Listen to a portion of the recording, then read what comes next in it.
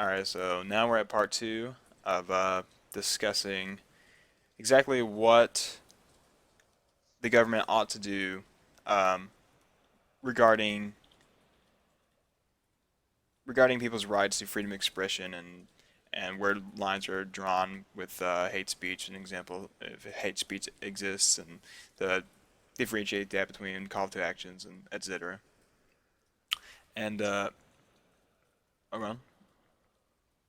I go on. Yeah, I was just sort of opening Um, my mouth.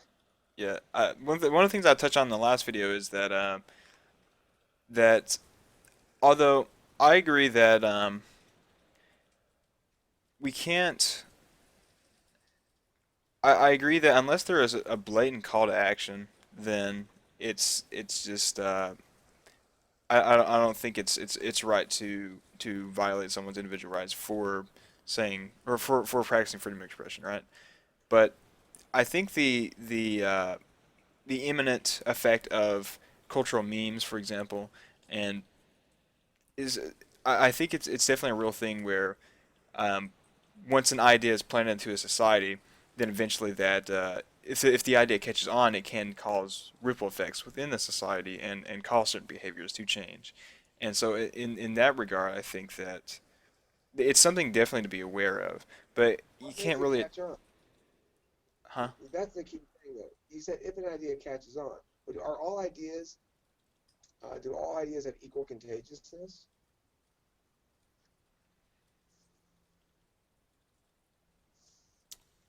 I would say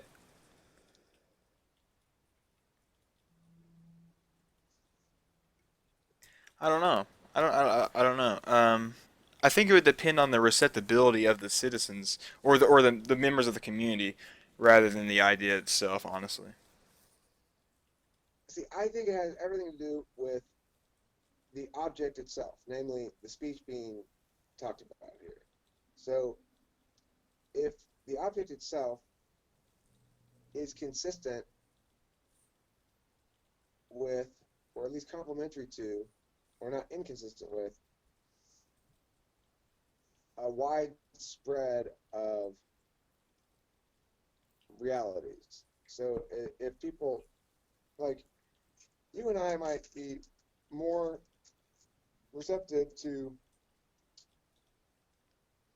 liberty ideas than somebody else who's coming at it from a perspective um, of security first. You know, and I think that people who are TE dominant are going to come at it from security first, probably, and they're going to think that protecting individual rights, or I don't maybe it's, I don't know which one, but they're going to think protecting individual rights at the expense of group values is a bad idea, right?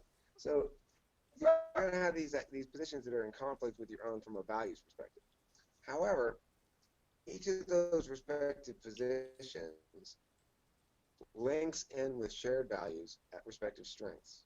So basically, what I'm saying, and to get you or to get anyone basically to understand and believe me, requires me to explain the mechanics some more. But basically, what I'm saying is the reason certain ideas become more successful than other ideas is because they're stronger arguments. Well, wouldn't that depend if it's a democratic society, wouldn't it depend on how many TI dominants, for example, there would be in the society? If it was based on some sort of Well, consensus. but I think to the extent that the consensus doesn't reflect the strongest argument, it's because the strongest arguments are not. It's because of problems with information fluidity. Like, why is it that they are? Why is it they desperately every single election desperately avoid letting the libertarian enter into the debates in the presidential elections? Because they don't want the idea to The ideas are powerful and they can't beat them. They don't have any answers. The libertarian is going to sound like a smart person. The answer are going to look like fucking turds. Why do they control the format of the debate so much? Why don't they just say, all right, hey, when I run for president, which I am going to do, I'm serious about this. if for no other reason than to demonstrate what a proper presidential campaign should look like, I'm going to make myself absolutely available to answer any and every question anybody has about anything, and engage them when they disagree with me. Now, obviously, there's a finite amount of time for me to do that, but to the extent that I have hours in the day, that's what I want to spend them doing. If you disagree with me, then one of us is wrong. If our positions are mutually exclusive, then one of us is wrong. I think it's you. If you think it's me, let's figure it out. Which one of us is it? Do you think that's if that's so you view it like it's almost a dichotomy. One of them is wrong, right? Do you think that that's a flaw in our current political system? Is that the sort of dialectic method that goes on with Congress and whatnot in passing legislation? Well, I mean, I think I think the bad guys won the framework battle. Is what I think happened. The bad guys won the framework battle, and now we're trying to win it back, where it belongs. Yeah, I think that's the yeah. And If you the two parties operate, they're always arguing issues that exist already within the framework, right? They're arguing on the basis of the framework instead of.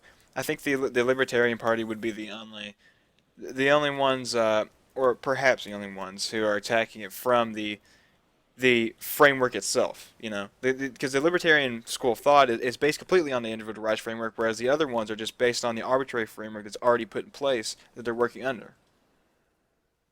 they want to talk about how we should spend the plunder, or if we're plundering too meanly or not meanly enough. And and my position is walk the fucking plank, you pirates. I feel you. Yeah, I definitely think. Hmm. I think that the libertarian candidates should definitely be allowed to debate against the primary parties. I think that's a very good idea. I don't. You feel whoever the fuck you want. You feel fucking 50 presidential nominees, and I'll take them all out. I would like to see that. Yeah, I, that's the eh, problem. They won't let you out. so are you Where they're are you completely where serious they're though a about problem. running with the Yeah, presidency? I'm completely serious about the president. I support you, man. You should do it. I think I you definitely have granted already I amassed have it. a lot of Go on. at first, but if I can talk, this is the thing ENTPs are convinced of. As our core fundamental underlying belief. If you let me keep talking long enough, I'll convince you. And if I were actually running for president and could get some media people to pay attention to me, I would talk. That would have the most willing and eager interviewee ever. I will answer all their questions, every doubter. I will answer every fucking point. I'm right. That's why. Why can't it? When you go to the DMV, you say those things to them, and you notice how nobody attempts to argue that they're actually in the right. They don't say, no, this is a good thing for you to pay your car registration fee. Here's why it's important that you do that. Nobody That's says true. that. That's true, actually. Yeah. I mean, I guess you have to also look at it that the ones working there are probably just, and they probably feel obligated to work there. Like they got the job. Like that is their day job, right? So they probably just like they probably aren't familiar with the complete framework capacity of it, you know. But I mean, that's not. I mean, that's their own fault, right? Like it's not. But look, another there's the video. I think I cut it out. I probably should have left it in that video. But it says at the end of it, say, look, I want to make clear that at the end of the day, when you get off your job at the DMV, and I get off my job harassing people at the DMV, we're still cool. Like in that cartoon where the that one wolf tries to keep eating the sheeps, and the sheepdog always prevents him from eating it. And then the whistle blows, and they take a break, and they go and they have lunch together, and they're chatting like friends. And then when the whistle goes back on, they go back on the job, and then they start fighting each other. That's sort of how the interaction went down. You Remember that cut it out cartoon? of the You ever seen video. that one? Yeah, well, I cut that part out of the video because um, I don't know. It was a moment. It was a decision in the moment. I don't know why. But anyway, I cut it, and it basically said I don't have any problem with you as a human being when I'm a human being and you're a human being. At the moment, this person is part of the problem. She's part of one of my problems. One of my problems is I've got this building in Pasadena that's filled with people who are trying to take my money. An imminent threat. So, yeah, I mean, but my point is, look, if you're doing this right now, I understand at least you're getting paid for this, right? So, um, you're profiting from the plunder, but that's fine once we're not doing this,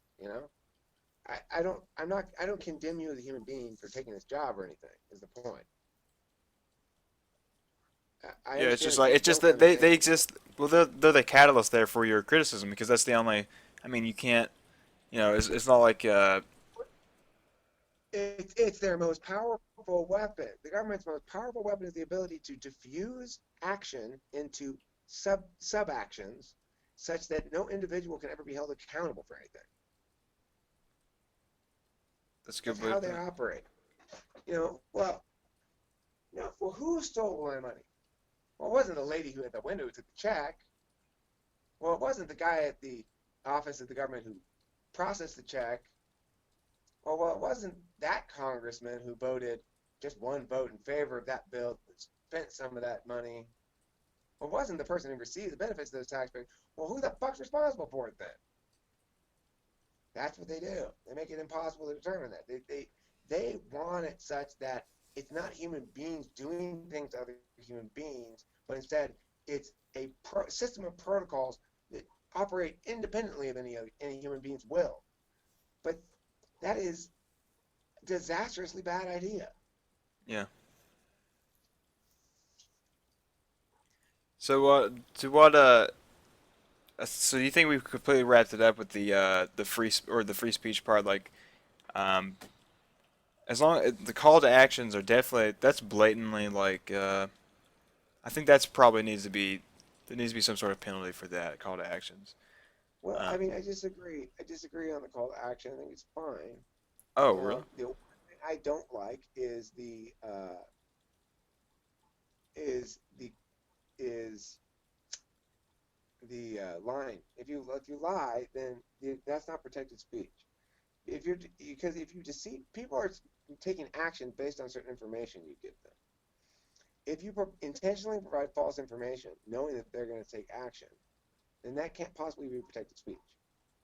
However, if you give them true information, or if you encourage them to believe your position, then you shouldn't be um, able to be held criminally liable for the speech itself. For one reason above all else, until somebody's actually harmed, until some right is violated, no crime has been committed. And when the right has been violated, that rights violation is the crime, not the speech that preceded it. It's a good way to view it. Yeah. So it's kind of a the I think we touched on this a long while back, but so the framework is sort of uh, deontological, but there's ultimately a utilitarian view on what exactly the crime is, right? So it has to be, you can't be what preceded it, right? You can't attack the But because still, it's still deontological. It's still deontological because it's binary. It doesn't matter how much damage is done. If I stab you a little or stab you a lot, it's still a crime. So that's what makes it binary. The utilitarian aspect of it would be that I would claim that prioritizing the deontological as a as an algorithm, prioritizing rights protection as an algorithm will actually produce a better society. But that's not why we should do it. so why should we do it? Because there's no we doing anything. It's the question is always boils down to this: do you get to stab me? And if so, why? And my point is, no, you don't. And because I don't want to be stabbed. And if you do, you're going to forfeit your rights. So, I mean, that's the thing. There's no we. When we say we talk about public policy and stuff, we really ought to stop doing that. And I do too, for sure. But We gotta say the certain individuals have colluded to do X, to accomplish X outcome, to impose this upon us or whatever, to impose this upon me. I'm having something imposed upon me. Oh, you're having it imposed upon you too. It's not they're imposing it upon us. It's governance as an emergent function a of a of a time ecosystem with poor information fluidity, which is all government is. It's an emergent phenomenon of a information ecosystem, a time object ecosystem with poor information fluidity. And as information fluidity gets best, government it becomes more and more obviously farcical. The thing is, it takes a while for us to denormalize it. We have to denormalize it because there's been centuries of human history normalizing it. We've never experienced any society um, that is free from coercion. Uh, we can't. We haven't yet figured out how to stop certain individuals from accomplishing, but from winning the argument, basically, that their violence is okay. People are still winning the argument that their violence is okay, and that's the problem. But let's look at the idea that what preceded the violence can be examined or can be. Uh, I don't think you said examined, but you can't hold that like against a. They can't be against the law, right? Is that what you're arguing for? No individual can commit a crime that does not involve rights violation. But is it sufficient to take measures to suppress the thing that may have preceded a crime that could be repeated? I mean, look at like the. You can suppress it by without it committing any crimes yourself. Sure. If you want to put up a sign that says, "Please don't incite violence," I think that's going to help. Go for it. If what you mean by I'm going to prevent this from happening is, oh, I know I'll commit some crimes too, then no. And that's the thing. People want to be fuzzy about it. Well, but we have to take measures to prevent it because that we're protecting rights. No, you're assuming, you're predicting that something's going to happen and using that as a justification to commit crimes. That's what you're doing. That's what we need to tell these government officials. We need to tell them when they try to pull the shit, you know? And we need to use this kind of language. The problem is that we afford them legitimacy by normalizing their position of, well, of course we're here to do society's work. We're here to make sure that things are cool. We're here to look over society, keep track of everything, and make sure everything's functioning well. But no, you're not. There's a misunderstanding. It's like just because it's a clockmaker's fallacy. It is true that at any given time when Denny's runs out of eggs, more eggs appear at their door. And yet, also true for IHOP, also true for Caro's, also true for any of those diner places. I guess the government must be providing a really efficient, centralized distribution system for eggs, right? I suppose. That's how it works? No, of course not. Every one of those individual agents has its own distribution system set up that has been specifically tailored to its own needs and interests. Because who best can determine when Denny's needs eggs? Denny's. Yeah.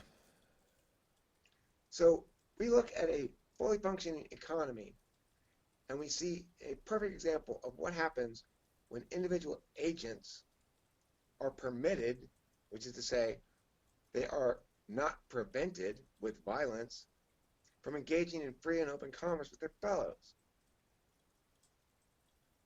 Then you have a free, happy society. Will sometimes bad shit happen? Yes. I can't believe it.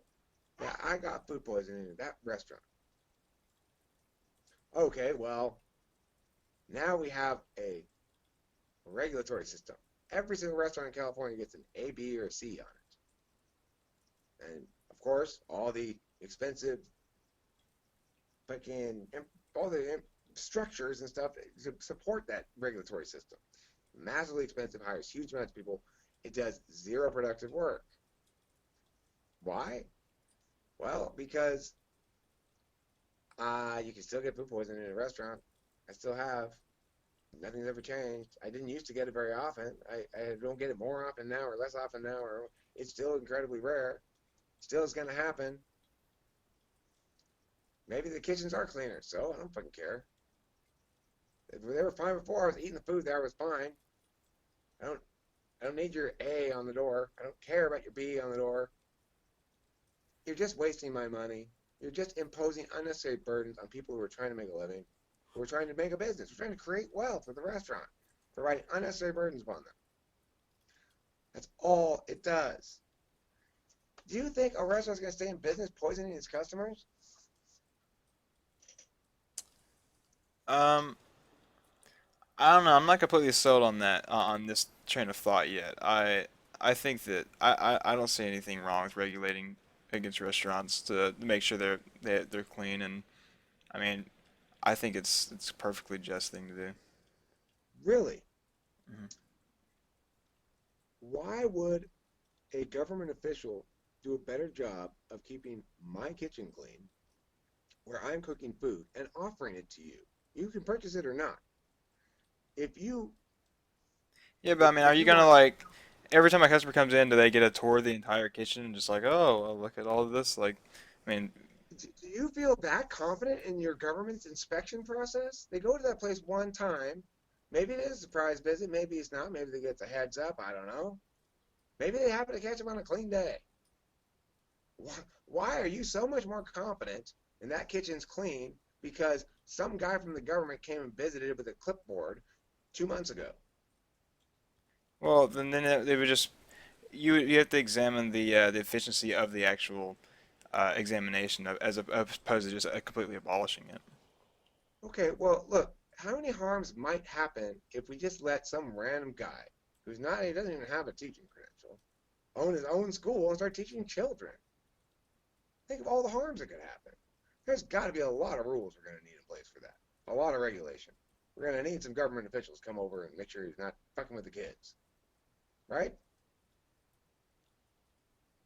Mm, I'm not exactly sure. I'd have to reflect on it. Because what you're saying is, Eric, you need to be watched over. You need to be minded. You when you say, No, I'm not "Hey, saying I've that. made a product," well, listen, yeah, you are because you're saying if I'm a restaurant and I say, "Hey, Zach, I've made a product here. I attest to it. My person attests to it." And all business activity, all of it, is reliant on trust. Trust between the consumer and the business, not the government. I've made a product here. I believe in it. I think you're going to enjoy it. I put a lot of time and effort into it. I've taken a lot of care making it. I'm hopeful that you can purchase it from me. If you think it's good, maybe you'll come back and purchase another one later. You say, well, Eric, you're pretty convincing, but I'd like to have a government official check it out first. Really? Why? Well, he's a professional. He's a professional at knowing when your kitchen's clean enough and not clean enough. Yeah, but it's not just any government official. It would be someone who is qualified to make sure the standards are met. Qualified. Zachary, has a government official ever inspected your mom's kitchen? No. Do you ever eat there? Yes. Have you ever gotten food poisoning? Probably. Probably. Most Yeah. people have at some point in their life. Yeah. Do you think the government ought to inspect everybody's Yeah, but I'm mom's not kitchen? constantly exposed to a random restaurant I go to, its kitchen and environment. Well, listen, Zach. There are homes in this country that have multiple small children in them. Those children's lives are at risk. You know where a kitchen is most likely to be dirty? It's not in a restaurant, it's in a home. Because individuals, they aren't being watched by anybody. I mean, my kitchen is a fucking shithole. Uh, if I cook food in there and feed it to you, it might not be, it might not have been prepared in as clean a place as it ought to have been prepared. The fact that it's just come out of the oven and is at 400 degrees and anything that could possibly hurt you is dead is irrelevant apparently. But the thing is, why shouldn't we then go inspect individuals' homes? Those small children, they have no way of eating anyplace else. They're forced to eat in this filthy squalor, and the food they consume could be very, very bad for them. And that's why we have an epidemic of poor children dying of food poisoning? Oh, no, we don't. That's why people in the ghetto are always Well, I mean, if bleeding. the children's homes were feeding the public, then I would require them to have regulation. Yes. Okay, they're not, nobody's feeding the public, Zach. That restaurant's offering to feed Well, I know you they're not, if but you that's give. what. But you're making that comparison though. You're saying like, oh, the kids are just as much in danger as the consumer, or you're actually I'm claiming saying, even more in danger. right, they are, sure. If in fact this thing you're talking about is actually a risk, which it's not, it's just make believe bullshit. It's just status lies. I don't If in know fact, about that. Zachary, if kitchen cleanliness were such a huge problem, why is it that with 400 million people in this country, there would be at least 50 million filthy kitchens in this country? Why are we not inundated with a wave of digestive problems that the world has never seen before as filth kitchens finally kill the species? Yeah, but if We you're have looking been, at like a family dynamic, like the kids aren't paying the parents for a product. The parents are, or whoever is the guardian of the home is going to be taking let's take care of the children. They're not going to feed them on I mean, I'm sure there are like parents who do feed their children like poison on but purpose, but if I am a restaurant and I sell you my product and it turns out my product is poisonous, first of all, I'm subject to civil liability like I should be. If I did it intentionally, I'm subject to criminal liability. Those should be sufficient mechanisms to solve the problem in and of themselves. We don't need an additional regulatory layer, do we? No. The regulatory layer could be accomplished by publishing guidelines and saying these guidelines have additional weight in any civil proceedings. That would provide plenty of incentive for any business to adjust itself to meet those guidelines so if they went into a civil proceeding, they would be sure to win that lawsuit. They would have, the onus would be on them to document those. So if they were really lawsuit scared, they would document their own following those procedures, and no government official would need to be in place. If in fact there were no government officials going around regulating restaurants and putting a grade on them, then individual consumers, the extent to which that cleanliness factor was important to them, would be reflected in their choices. And with information fluidity the way it is, and plenty of ways to access information about places, and the high likelihood that somebody who has a bad consumer experience is going to complain about it online, the chances of a business persisting in behaviors that actually harm their customers, or put them at substantial risk, or put them at risk of substantial criticism, is very low indeed. And any business that would attempt to do that would almost immediately go out of business. So what we could do instead of spending billions of dollars and sacrificing our rights and our dignity and our liberty to solve a problem that doesn't exist is we can let the free market deal with it, like we do everything else successfully. perhaps. That was a pretty good speech, Zach. That was about as good as I could do on that one. I fucking nailed that one. That was pretty convincing. I'm almost convinced myself.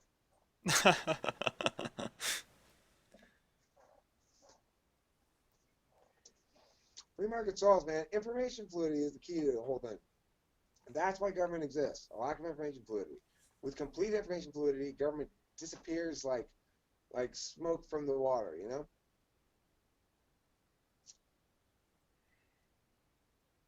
I don't know. I'm not completely convinced. I'm not completely convinced. Go back to the beginning.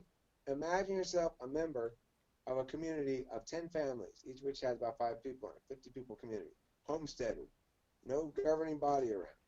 Now, imagine you guys get sick, each maintaining your own part of the road that connects you.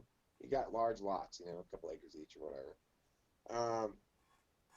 And you say, let's hire a guy to build the roads for us. Okay? Now, you're in an otherwise anarchic society, but you got a guy hired to build roads. How much power do you want to give that guy? The power to build roads. Okay. So if I have a gardener and he's gardened and done a bunch of gardening around my house, and I come home in the evening and go, oh, looks nice. I'm gonna go stand out here and I'm gonna cigarette. And I'm like, walk around, step on a plant, crack. Again, one pops out from behind the bushes. Oh, senor, you are not allowed to do that. I have tended these plants for you. Now give me $100. What the fuck are you talking about, Juan? I already paid you. You didn't pay me the fine. I'm the gardener. I'm in charge of these plants. That's government. I disagree. I think government exists because there's a contract in place that each people agree to have there. I didn't sign it. Yeah, but if you exist under the state by which you were How can I brought be into party to a existence. contract I never signed? How can I be party to a contract I never agreed to? A contract is a consensual agreement between two parties.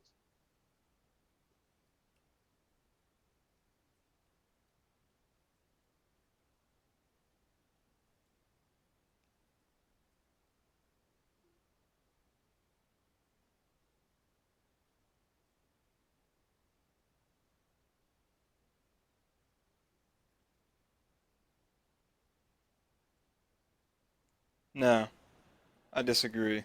I think that even your concept of uh, even your concept of contracts and rights, all of that is given by the state and by which you develop in. You everything you're being relies on the community to even exist. You can't exist But individuality. why does the fact that we are interconnected with one another through community relationships dictate a state? Our Because community that's what a is state not. is. That's what the state is. No, no, it's not. Listen, we as individuals we don't maintain our communities with one another through threats of violence. We don't ever. Only the state does that. Now, the state should do that. It has a monopoly on use of force. That's what it's for. The question is, what's the constraining principle? When does it get to use that force? I don't say, hey, I need you guys to follow these rules here in class. And if you don't, I'm going to fine you or punish you in some way. I mean, I entirely say, look, if you don't want to be here and you don't want to do that thing, then go outside and do something else. Go go play. I don't care. I'm not here to control you, right? The thing is, the government may say, but it's really important that you stay in class. And okay, well, I'm glad that's really important to you, but what's more important is not forcing this kid to do something. Yeah, but the kid, he's born into the society, and would you agree that until his faculties are well enough developed to be able to actualize his own individual cognition, that his the right to violence would be on the authority for him to develop. That would be the primary concern, would be for the individual to develop to the extent to where they can exist within the society. Therefore, the contract is implicit by nature. There's no right to violence. I disagree with that. How do you have a right to violence? A right is that which confers a duty upon another. Yeah, a duty to prevent certain action. A duty to be stabbed. A right to violence means somebody else has the duty to be a victim of that violence. Now, in reality, the way it works is if I victimize somebody else and forfeit their rights, then I forfeit my right to non-interference. Okay, let's Now, look. you don't have the right to use violence. What you have is the um, justification to use it.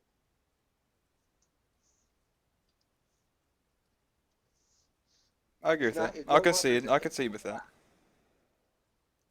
Okay, so if we accept the problem here with any model that doesn't build itself up from basic axiomatic principle that you own your own body, is that it builds itself into some double binds unavoidably. This is why I stick with this perspective, is because it's the only one that doesn't double bind itself. So you get stuck. You end up building contradictions up into the model, and then the whole thing becomes flimsy and wavy. And in the practical world, how it ends up playing out is um, endless growth. It always tries to solve its problem by doing more of the same thing that causes the problem. Oh, we need more legislation, more legislation, more legislation.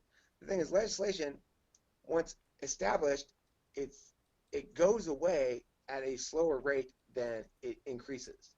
So you get more for every one legislation that gets repealed, 5 are passed. Legislative bodies, therefore, to the extent that they aren't constrained by a singular principle that works, enumerated powers is a great idea. They don't listen to it at all. They ignore that entirely. And they just say everything's interstate commerce. But government should be enumerated powers, not need-based, not like, oh, well, they're here to solve society's problems. We have a societal problem that needs to be addressed, so government should do that. No, government want enumerated powers. They have very specific jobs, and that's it. Otherwise, they turn into wands scolding you for stepping on your fucking plans and trying to fine you. I parked my car with the wrong color sticker on it on the public roads. Okay? So basically, imagine now back in that community, you hired the guy to build the roads. He's gone around and give everybody a sticker to put on their car. You just, I don't want the sticker. Thanks, dude, but I don't want to put it on my car. And you park your car, and he says, hey, look, these are everyone's roads, and I'm in charge of managing these. Now, I said you need to have a blue sticker, and you don't have any sticker. That's going to be $100, please. And you're like, fuck you, dude. No, Okay. no, you're viewing it wrong. You're viewing it as if like individuals are just completely autonomous. They've somehow manifested themselves and they've all come together and let's form a government based on rational principles. That's not how it works. Governments exist because of authority. No, I know government exists because of government is a boil, an infected boil that's raised on the surface wherever information is least fluid. So the amount of government that occurs is directly proportional. It's inversely proportional to information fluidity. The more fluid the information, the less government. And the reason is because truth washes government away.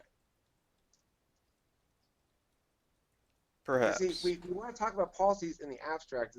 There's these things that we're doing, but that's not it. We need to always reduce it to a given moment. At this given moment, right now, somebody is being, so one individual is with a gun is forcing another individual over to the side of the road and is saying, your property has the wrong sticker on it. And if you don't give me a lot of money, I'm going to use violence against you. Now, we want to sort of reduce that. No, it's not any individual. No individual is responsible. Well, yeah, a lot of individuals are responsible. Every individual who's any part of that is responsible.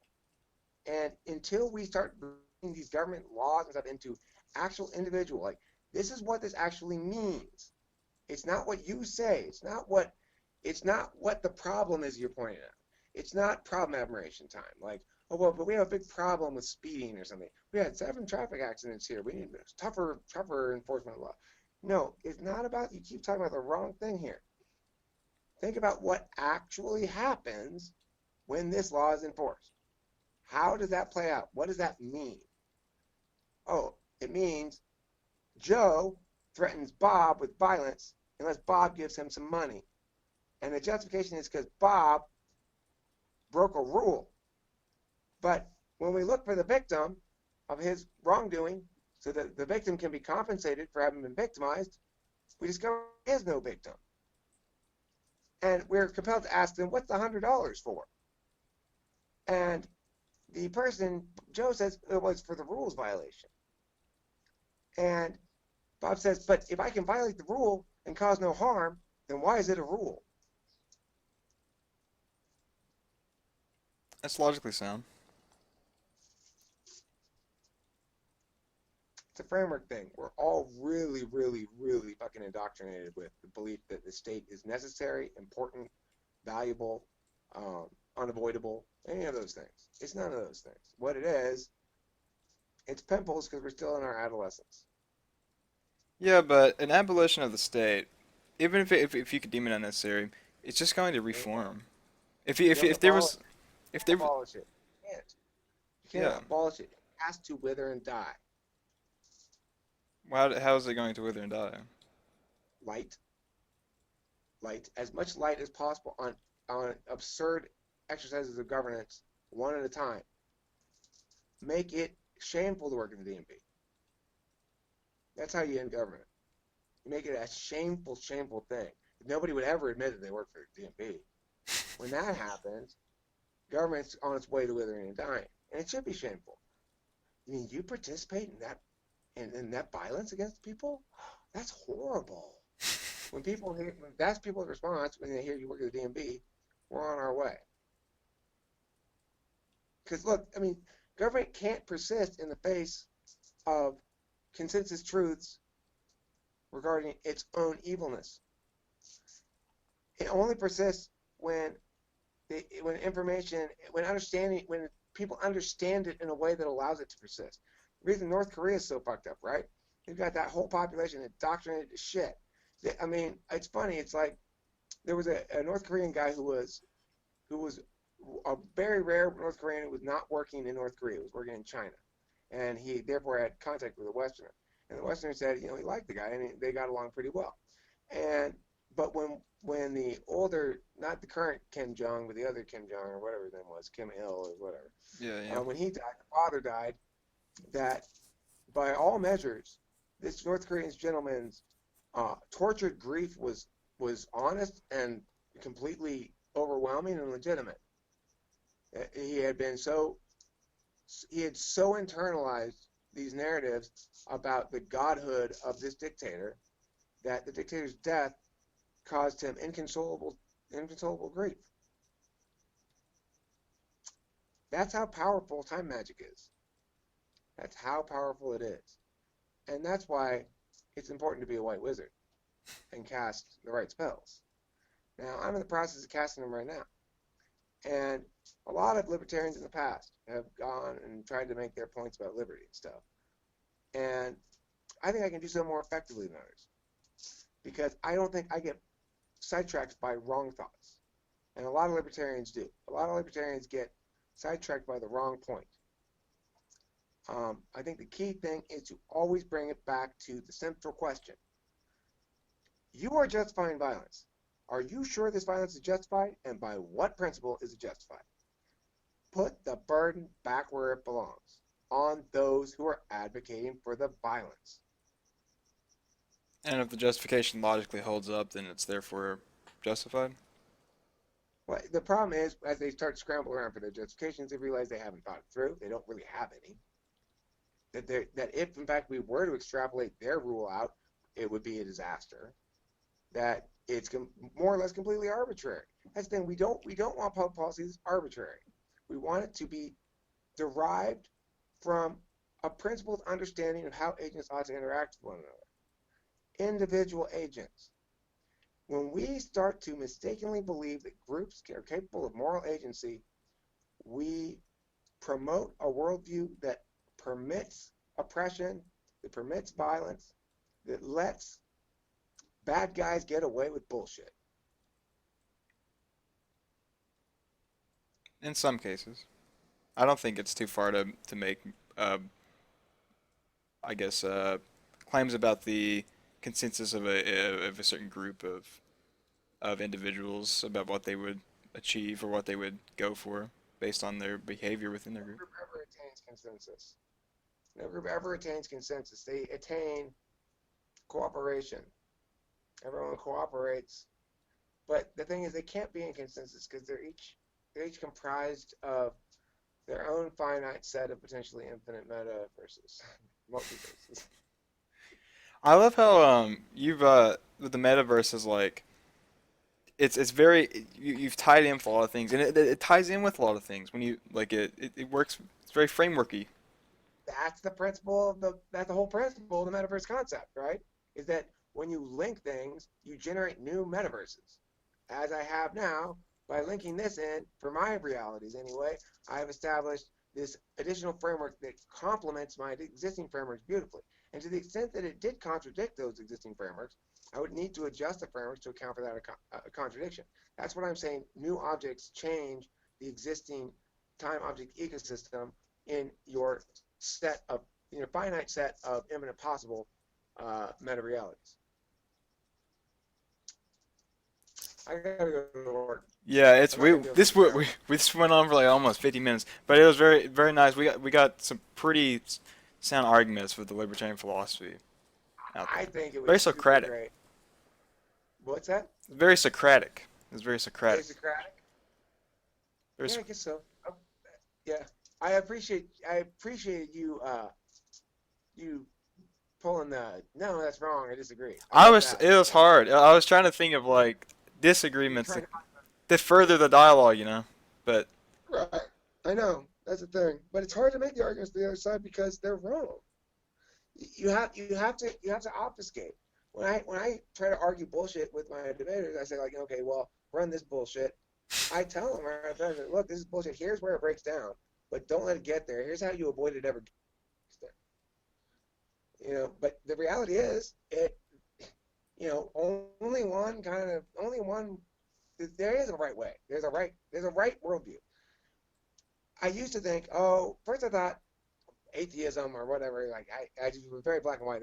There's religious people and atheists. When I was a kid, like this was my intellectualism as like an 8-year-old or something, and they're wrong and we're right. And then I grew and I was like, oh no, everyone's perspective is different. Everyone's equal perspective. It's just a matter of opinion. I was a relativist for a while. And then I evolved from there, and I went into more of a like, no, some cultures aren't good at all. Some cultures are fucked up. It's bullshit.